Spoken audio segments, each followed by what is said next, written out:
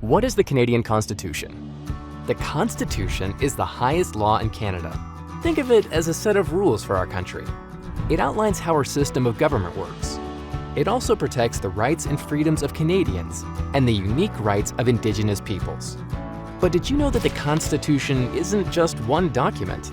It's actually made up of many different parts, both written and unwritten. The written parts are called the Constitution Acts. The first one was passed in 1867.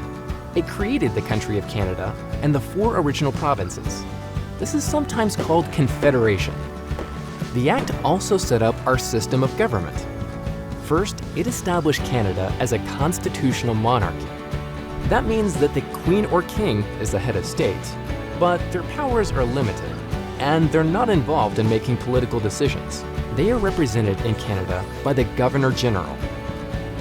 The Act also made Canada a federation, a group of provinces and territories that each have their own governments, but that share a central or federal government.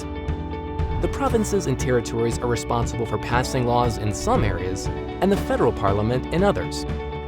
Parliament is also outlined in the Constitution Act 1867. It has 3 parts: the monarch, the Senate, and the House of Commons. Each one plays an important role in creating Canada's laws. Fast forward more than 100 years to the other written part of our Constitution and a major turning point in Canadian history, the Constitution Act 1982. This act gave Canada the power to amend or change its own constitution. Previously, only the British Parliament had that power. The act also affirmed the rights of Indigenous peoples, and it brought in the Canadian Charter of Rights and Freedoms. The Charter protects rights like voting and moving in or out of Canada.